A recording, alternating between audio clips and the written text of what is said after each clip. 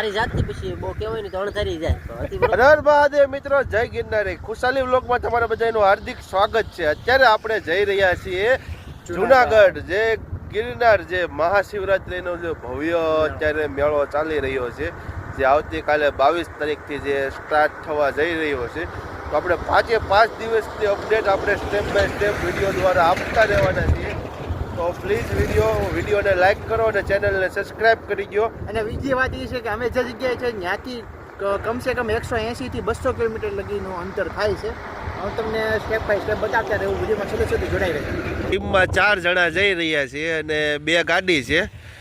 શું કેવું રોકેટભાઈ? અત્યારે જો ને બ્રેક માર્યો સાહેબ, આટલું ખોટી ગાડી પાછી રિટર્ન મારી. રિટર્ન એસપી માં જ નખાવું. એસપી માં ગયા. એસપી માં ગયા. હવે મિત્રો આપણે નખાઈ લેવું જીઓ બરોબર ખબર નથી આગળ હશે કે આમાં નાખી કે એસપી મારવા. તો મિત્રો વિડીયોમાં એન્ડ સુધી જોડાઈ રહેજો. ચેનલમાં ખૂબ જ મજા આવવાની છે, સબસ્ક્રાઇબ કરી દો. ચલોમાં ગળતા જ રેલવે ફાટકે ટ્રાફિક થઈ ગઈ છે, તમે જુઓ. અને અહીંયા સરસ મજાનું નાળું બનાવવામાં આવી રહ્યું છે.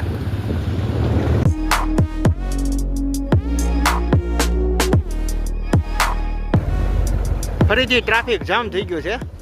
રેલગાડી આવી.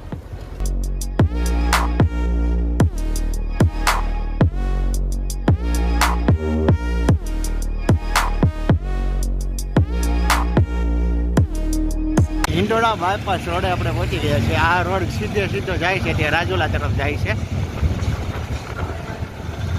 આ મહુવા ને આપણે જવાનું છે આ બાજુ.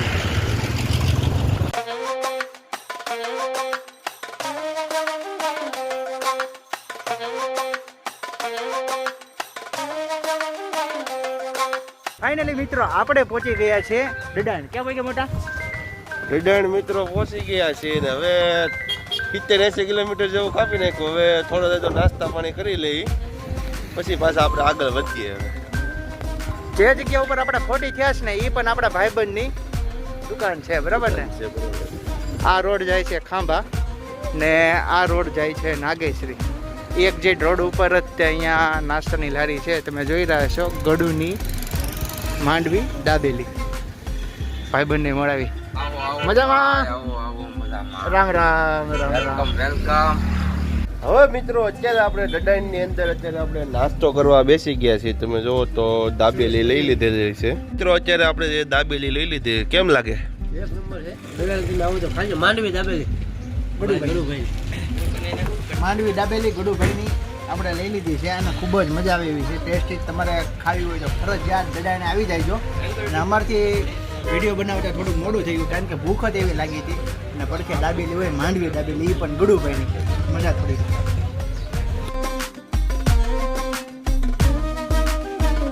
મિત્રો આપણે નાસ્તા પાણી થઈ ગયા છે અને હવે ફરી પાછા આપણે શરૂઆત કરીએ છીએ ઊભા રોડે જવાની. કઈ નક્કી નહીં કેટલા વાગે કહી દઉં તમને. જોવા 11:37. બહુ કરી. હા 11:37 થઈ છે. કેટલા વાગે જુનાગઢ પહોંચ્યા પછી ટકા થયા જોઈએ. હજી લગભગ 1-2 વોલ્ટ થાય, એકાદો તો થાય જ. તે હવે ક્યાં ઊભા રહી પાછા તમને મળીએ. હવે ફરી પાછા મિત્રો ઘોડા ઉપર ચડી ગયા છીએ અને હવે ફરી પાછા આપણે સ્ટાર્ટ કરીએ છીએ, નીકળીએ છીએ. મિત્રો આપણે પહોંચી ગયા છે. અહીંયાથી તમે જો કેટલા રસ્તા ફાટે. ચોટીલા 174, 75, અમરેલી 60.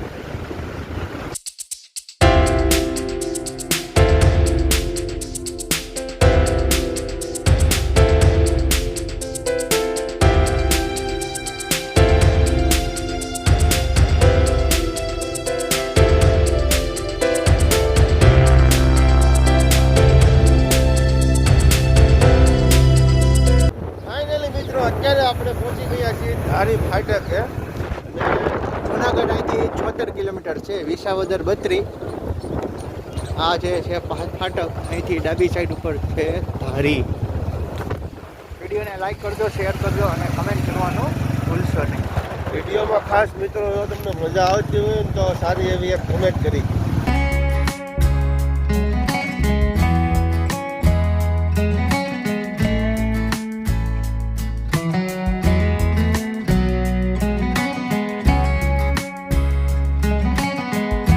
હવે મિત્રો ધારી વટીને ત્યારે ઘડીક આપણે રેસ કરવા માટે અને ગાડીને 2-5 મિનિટનો પોરો થઈ જાય એ માટે આપણે ઘડીક ઊભા રહ્યા છીએ. અને આ રોડ તમે જોવો ને તો ધારીથી આપણે અત્યારે આ તરફ જઈ રહ્યા છીએ. હવે મિનિમમ 50 થી 70 નહીં 70 જેવું રહ્યું ને હવે 70 કિલોમીટર હવે જુનાગઢ આપણે રહ્યું છે. અને હજી આપણે રસ્તામાં બિલખાપા આવવાનું છે તો તે જગ્યા ઉપર પણ આપણે દર્શન કરવા જવાના છીએ. વિડીયોમાં એન્ડ સુધી જોડાયેલા રહેજો. શું કેવું રોકેટભાઈ? બસ જોને વર્લ્ડ કિલો છે, બધા મોટા મોટા ધોવા છે ને જોલા પાણી તો બધું ફ્રેશ થઈને વીએ ધારીમાં મિત્રો અમે ગયા ને 1-2 બસો આગળ આવી ગઈ ને બધાના મોઢા ધૂળ થઈ ગયા. એ તારી જાતથી પછી બહુ કહેવાય ને તો અણધારી જાય તો હતી બરોબર હાલતા જાય બધા મોત કરવાનું છે. વિડીયોમાં જોડાયેલા રહીજો. હા મિત્રો આપણે પહોંચી ગયા છીએ વિસાવદર.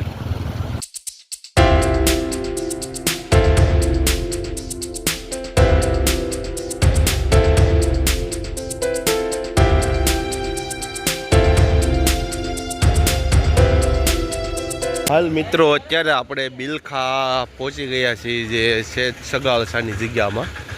તમે જુઓ તો અત્યારે આપણે અંદર પ્રવેશ કરી રહ્યા છીએ.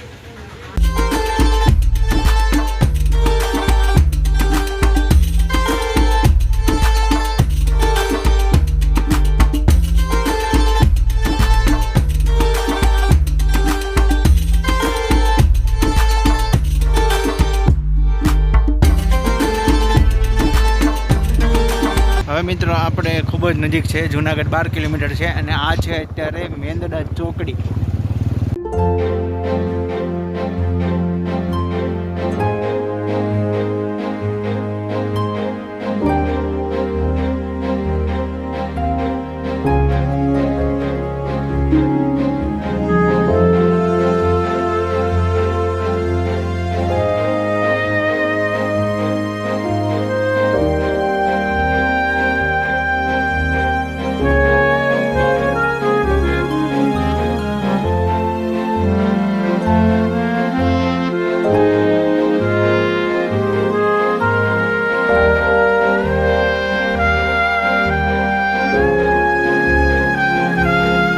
આપણે જુનાગઢ ગેટની અંદર પ્રવેશ કરી રહ્યા છીએ.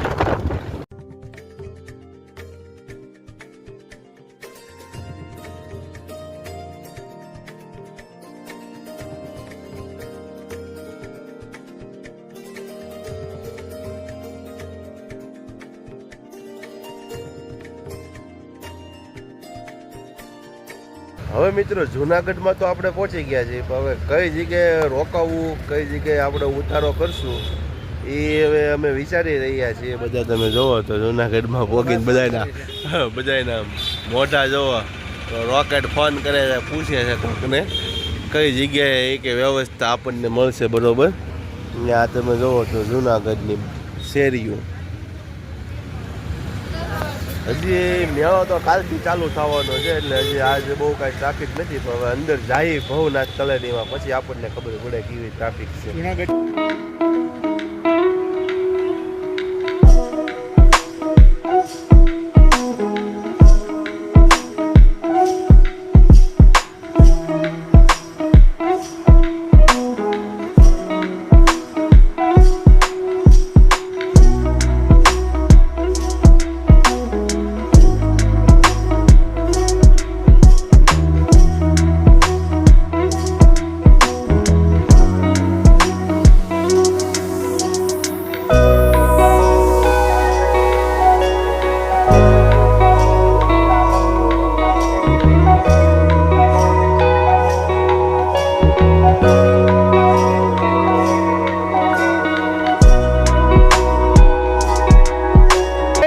અત્યારે આપણે જુનાગઢ પહોંચી ગયા છીએ અને હવે આપણે જુનાગઢમાં કેવી તૈયારીઓ જે થઈ ગઈ છે તો તે આપણે નિહાળવાના છીએ. વિડીયોમાં એન્ડ સુધી જોડાયેલા રહેજો. મિત્રો તમે ચેનલને સબસ્ક્રાઇબ ન કરી તો પ્લીઝ ચેનલને સબસ્ક્રાઇબ કરો, વિડીયોને લાઈક કરો, મિત્રો જોડે શેર કરો.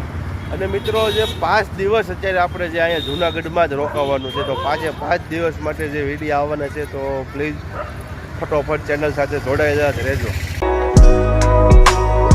હવે મિત્રો ગોરક્ષનાથ મંદિર તરફ જે રસ્તો જાય છે ને જે અહીંયા લક્ષ્મીનારાયણ મંદિર અને સરસ્વતી મંદિરની એક્ઝેક્ટ સામેની તરફ જે રસ્તો જાય તે જગ્યા ઉપર સંપૂર્ણ ઉતારા માટેની વ્યવસ્થા થઈ ગઈ છે. ભવ્ય અન્નક્ષેત્ર પણ યોજાવાનું છે અને અહીંયા તમે પોતાનો હવની રીતના અલગ અલગ ધંધો લઈને તે અહીંયા વસ્તુ પણ વેચવા આવી રહ્યા છે. સંપૂર્ણ તૈયારીઓ થઈ ગઈ છે આ રોડ ઉપર. ચાલો આપણે ત્યાં આગળ નિહાળીએ. મિત્રો તમે જુઓ તો જે વાલમરામ બાપાનો ઉતારો છે, જે ગારિયાધારથી અહીંયા પ્રસાદીનો જે લાભ દેવા માટે સેવા કરવા માટે આવેલા છે.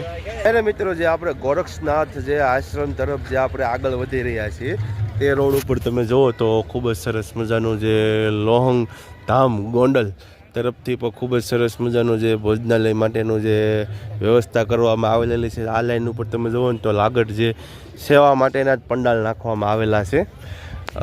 આ ઉતારો ધોરાજીથી છે.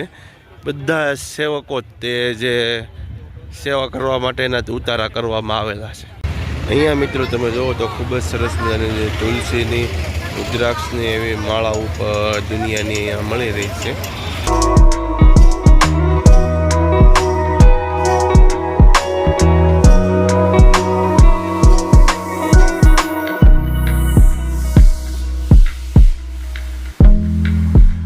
ત્યારે મિત્રો આપણે જે મુરગી કુંડના દર્શન કરી રહ્યા છીએ તમે જુઓ.